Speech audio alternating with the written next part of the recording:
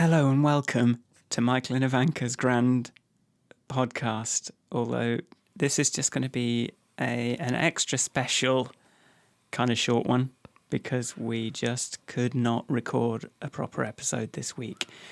My name's Michael Forrest. And I'm Ivanka Magic. And what happened? Everything why is this happened. Why is this going to be so short? It's all my fault. Actually, I refuse to take full responsibility. All right. Because Southern Rail Govia shutting the trains down between Brighton and Three Bridges made my week almost unbearable. Oh my God. And so therefore much time was lost travelling.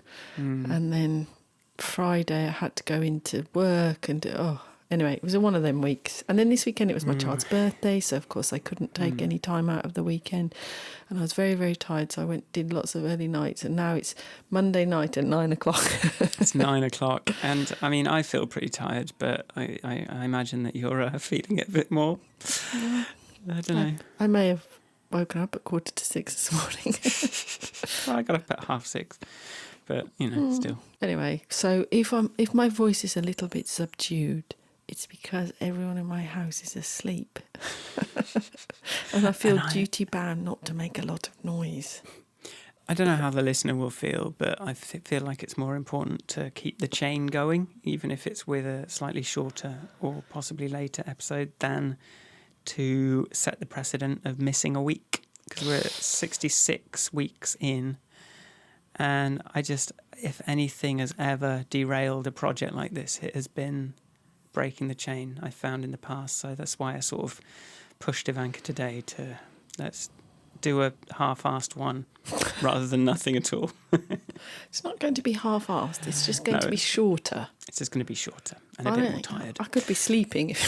Exactly. So anyway, the plan, all we thought we'd do, I know we've been giving Delton Chen a lot of our time recently, but one thing that we haven't had a chance to catch on is I wrote a sort of summary and we've had a little back and forth on it, but we thought we'd just do a quick Delton Chen Silver Gun Hypothesis, our attempt at a summary, just see if we're just going to read through it and just see if there's anything we want to that kind of comes to mind and read it to you as well.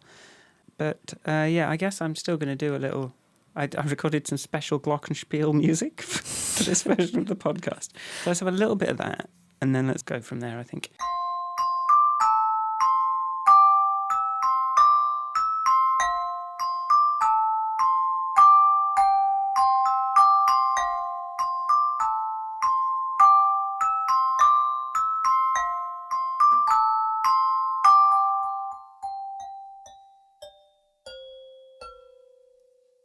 Hey, nice mug. Oh, yes. My mug's arrived. You can now get... I haven't figured out how to make a link for people to buy them from our website, but I think the Grand Podcast mugs are looking pretty good. Oh. See how I made sure the side that, if you're right-handed, that you're looking at while you're drinking has got all kind of good, wholesome things, subjects. Wholesome things, yeah. And the other side is the side that's got the occasional picture of Trump. Some of the more negative... The more negative side. So if you're feeling a bit more like you need to confront negativity, you can just drink left-handed. Exactly, or just, this is part of my conspiracy to make left-handed people more angry. It's good, isn't it? It's not too much. Mug. Yeah. It's nice mug. I think I'll put them up for £7, £8? £75. £75. Pay as much as you like. Help us justify this. Help Ivanka justify this to her husband by giving her money for it. Yes. I did some casual sexism today. Oh, shit. Somebody said something about a judge, and I said, what did he say? Oh, dear. It was a woman, actually. And I was like, shit. So I actually slapped my own hand in a meeting. Dearie me. That's what happened to me today. It's all gone wrong. It has. It's what happens when you don't have me to kind of balance out your rampaging sexism. That's right. Well, I haven't seen you for ages. Is there anything else we should quickly... Anything else? So your job is nearly... one more week. Well, this week, and then I'm done. And then I'm going to be working in Brighton for 6 weeks, 6 to 8 weeks, which means more time in the day because less time on train. Yes, that goddamn commute. Which is a relief. Tell you what, I moved from Hammersmith. My 25-minute journey to Hammersmith is now a 5-minute journey. I am so local right now. Queen's Park area, South Are you starting Kilburn. to feel a bit claustrophobic? No, it's good. Well, I think it's going to be. I think soon I'm going to start to get that. If there's something going on somewhere else in London, I'm going to be like, yeah, that sounds good, rather than I've already been on my bike for an hour today. You know, I think I'm going to start kind of like wanting to do those little trips again. But yeah, it's good just being able to kind of pop out at 9 o'clock and come and do this, and then pop back home and it not be a big deal. So this is Nice. and also, like, there's another guy in here, another Michael. I've said this, haven't I? There's just two white guys called Michael in this room that are sort of into kind of nerdy music stuff. Nerdy middle-aged music stuff. Are you forming a tribe? Michael tribe. But what's good is he's, like, totally one of these maven types that seems to talk to lots of people all the time, and they keep coming through, and, you know, so... was kind of the idea, and it seems like it could lead to things. Are those all your instruments behind you? Behind bags? me? No, this is oh yeah, that's there's a cello and a guitar and a trumpet there. But I've also, the other big news for me this week is that I watched Tidying Up with Marie Kondo instead of a horror film, instead of a horror season. When Sharon was away, I watched a thing about a delightful Japanese lady who tidies up and teaches people how to tidy up. But what's great is she gives you the sort of algorithm for doing it, which is like, so many things make sense. One thing that I have grown to appreciate is that Sharon has kind of been living that way. She only has things, you know, you're only supposed to keep things that spark joy. And I'm looking around the house and it's like, all these things are just nice things that we do have. Apart from the occasional glitch where there's some of my nonsense going on. But I completely pulled out all my wardrobe, and I've thrown away everything that doesn't spark joy, and I've organised my drawers into so that it's all kind of really, you can see everything at once, and it's just beautiful, and it's just a pleasure to get up and get dressed and put clothes away and stuff now. So I would fully recommend that, and I've done it to the studio as well. Nearly. I've just got a load of wire hell to deal with, but... I have to confess, I read the book some years ago, and I've been... that post-motorcycle trip, and then a bit of a flick through her book. I'm not so good at maintaining my own drawers to her standards, but the child's clothes are 100% Kondo standard. Are they? Like vertical? Yeah. Because you can then... Amazing. Because she has loads of little clothes, and it's actually incredibly practical. Wow. My drawers are, I'd say, 95%, and I definitely do I just buy less stuff. That's an idea I had this week. It is a good segue. I'm going to get Marcus to help me design a buy less stuff campaign. Okay. In a kind of badgy way. Excellent.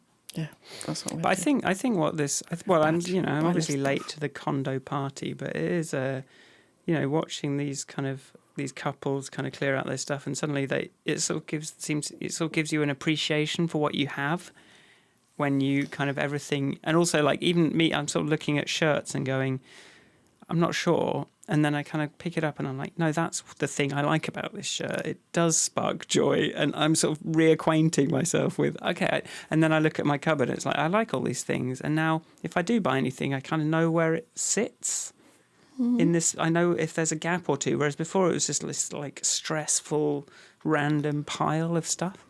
See, that's what... Yeah, I think in my buy less stuff campaign, I'm going to crowdsource the funding for a TV ad that encourages you to discover stuff you already have. Because that's what I was thinking on the train on the way home today. It's like, how much stuff is there? If you actually bring all your clothes out and then put them all back again tidily, you're suddenly like, oh, I haven't worn that for ages. I used to really love wearing that, or whatever it is. Because it's all buried under crap. I wore my T-shirt that says loser on it yesterday, and Sharon was delighted by it, which I bought 22 years ago. So, 22 years. Wow. But I kept it. I was like, I still like it.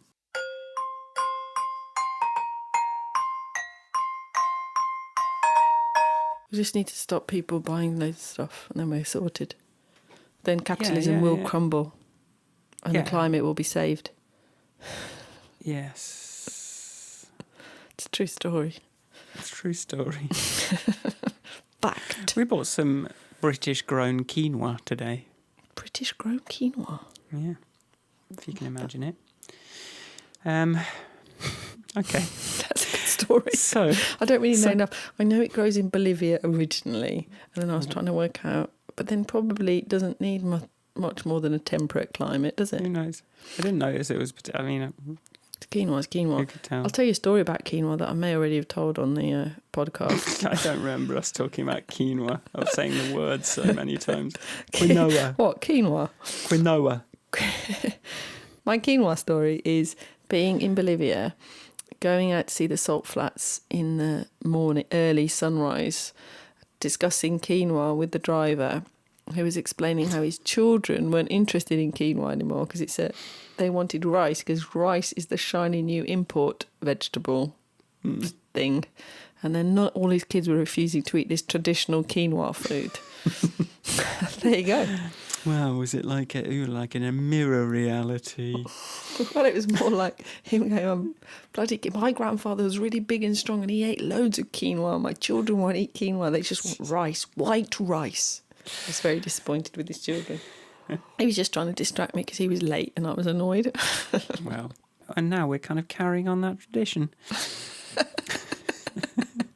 Exactly. Right. Trying to distract me with that word is just distracting in itself. What? Anyway, Quinoa? yeah. It's just a bad word. It's the quinoa episode. It's just a bad word. Right, I see you It's highlighting. just so pretentious. I can see you highlighting. Can we go? Can we go? Yeah. I had a go at drafting this thing and we shuffled it about, but I can't even remember, but let's just have a quick read through. So I've titled this is Delton Chen. Okay, well, here it is. Okay, so I've titled it Closing the Loop, a summary of Delton Chen's silver gun hypothesis and an economic plan of action. The proposal. Delton Chen's proposal is to create a second economy. A central bank would issue a new currency.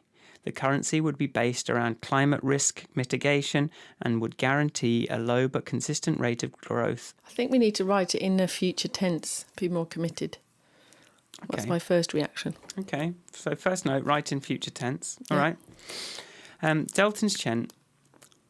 Okay. This is going to be the hysteria episode. It is going to get a bit hysteria. I can't even say hysteria. The sleepy episode. I don't want to do any more reading things out badly on podcasts, though. I just want to edit out that now we're sort of committed to my bad reading. But that's the last mistake. The currency would be based around climate risk mitigation and would guarantee a low but consistent rate of growth, similar to government bonds. This new currency would form the basis of a new marketplace, funding environmentally positive activities. This new currency could only be used for activities that remove carbon dioxide from the atmosphere or work in other ways to mitigate climate change. I sort of feel like that's two sentences that kind of say the same thing. What? This new currency would only be used for activities. That one. The one and the one before. This new currency would form the basis of a new marketplace, funding environmentally positive. Could only be used for activities to remove or work in other ways. I think we can tighten this up. This can be tighter. You could tighter. Should we edit live on the podcast? No, we're not going to edit it. I'm just putting comments in as I go. Okay. Why? Is the subject is the next heading. Our global economy is fundamentally lopsided. Lopsided is a good word, much better than quinoa. Capitalism is optimized for efficiency and growth above all else. Accelerating technological process has amplified the initial conditions of our economy's inception, resulting in a profoundly unstable and unsustainable state of affairs, placing our future in great danger. That starts okay. I like the beginning, but at the end, I'm not. I kind of ran out. I ran out of specifics. Accelerating technological progress has amplified the initial conditions of our economy's inception. Yeah, I think I'm trying to be too clever. Yeah. I'm just trying to say that because of where it came from. You could just go, accelerating technological progress has resulted in profoundly unstable and sustainable state of affairs. You don't need all that amplified initial conditions shit. Okay, all right. Okay. Because I don't think you need to. Yeah. I was trying to kind of bring a bit of chaos theory in, but there's no need for that. Chen's silver gun hypothesis explains the situation we have found ourselves in by synthesizing concepts from the disparate fields of biology, thermodynamics, governance and economics, and leverages this to propose a solution to this problem. The theory itself is complex, but an intuitive understanding can be developed by way of a relatively simple analogy. Human beings, as animals, breathe oxygen and emit carbon dioxide. Our economic system is created in our image and hence also naturally emits carbon dioxide. I think this is a critical point that's to understand in all of his theory. Then it all makes a lot of sense. Yeah. But animals are not the only thing that makes up an ecosystem. Other forms of life release oxygen and take carbon dioxide back out of the atmosphere. For millions of years, plant and animal life have sustained an equilibrium, each balancing the other's emissions. And even though that's, I guess, it's not been stable the whole time, but No. it's been a lot. But then you compare it to what we've done. Yeah, but what about the Ice Age? And what about it? Maybe millions is too long. Maybe what was thousands. the last Ice Age difference? Sorry? Well, I could say for human history. Ah, great choice of words, yes. Yeah. Animals use high-risk strategies to extract value from their environments, becoming specialised to efficiently exploit specific opportunities. There is very little redundancy in a specific animal, and small changes to the animal's environment can have catastrophic effects. Trees work slowly, steadily, inefficiently, and as a result can withstand much greater shifts in their environment. So if a bird loses a wing, it won't last long, but a tree can lose many branches without any major consequences. Plant life is optimised to reduce risk at the cost of efficiency. Neither strategy is better, but when one strategy becomes dominant, it threatens the sustainability of both. I think that's all right. I think that's good, yeah.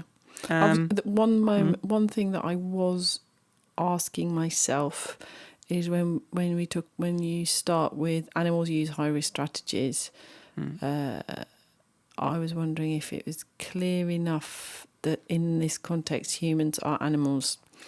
I think it is. Okay, now let's put it humans and other animals. Yeah. Yeah.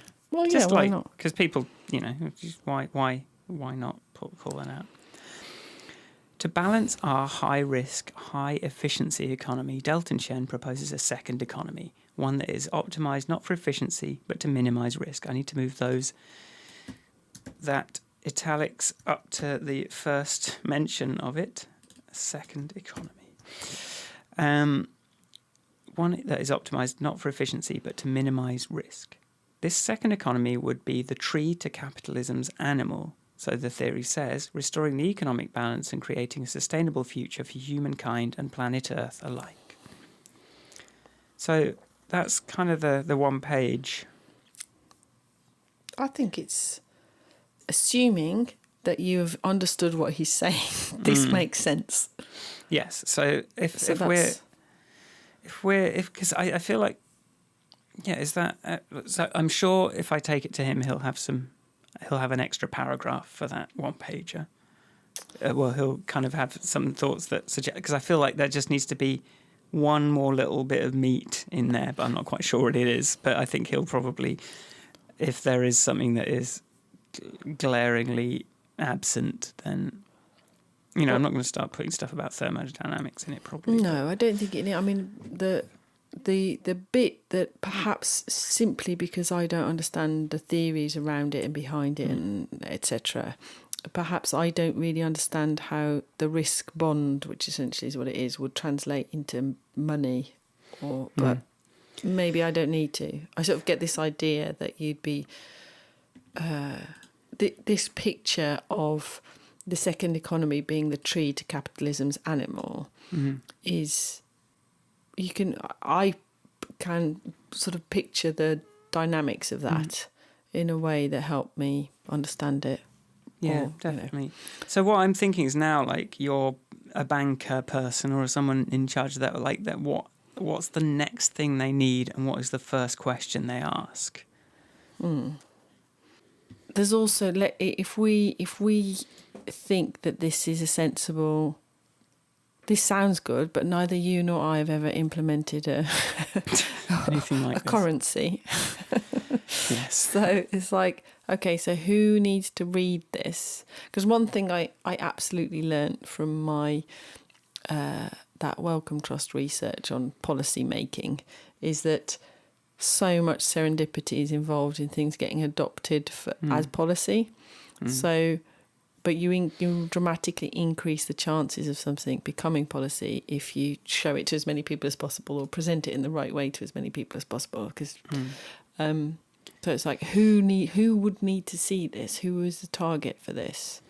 And why haven't they already seen it? Or maybe that doesn't matter. Yeah, it works because you've got to wade through some stuff to get to it so far, right? Like, can we? Do you think the strategy is just like we sort of start? Well, we get Delton to kind of approve it or kind of like give some notes, and then the thr't of us, I guess. Like, yeah. He like you give it to someone. Like, I don't know, I haven't got anyone to give it to, but haven't I? Well, I know a guy that does crypto stuff, so he might be someone that I'd share it with, and just start to kind of like get those questions and fill out the questions and like get some good answers to those first questions, and then a second draft of this at some point in future would incorporate that back into kind of the primary narrative if necessary.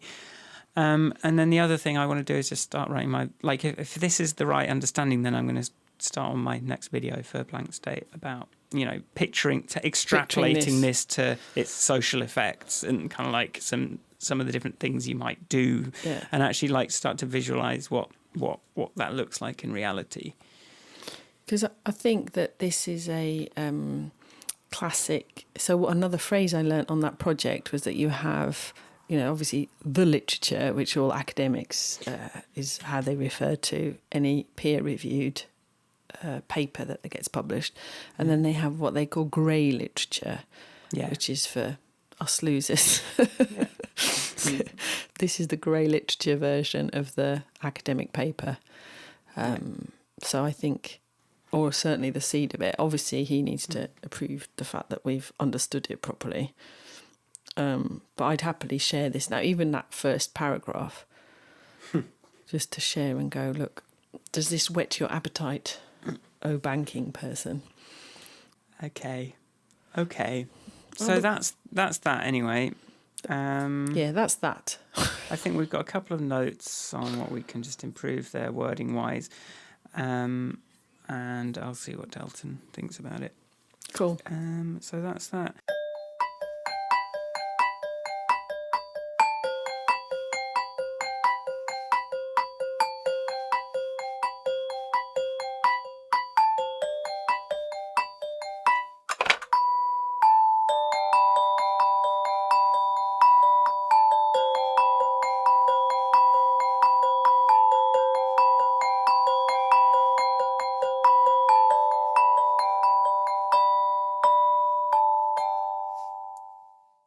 Right, guys. Yes, this was short-ish. So, if you like it, go to grandpodcast.com. Where can people find you, Ivanka? People can find me at Ivanka on Twitter. You can find me at michaelforestmusic.com because I've done the music. Thanks for listening, everyone. Bye. Bye. Bye. Bye. Bye. Bye. Bye. Bye.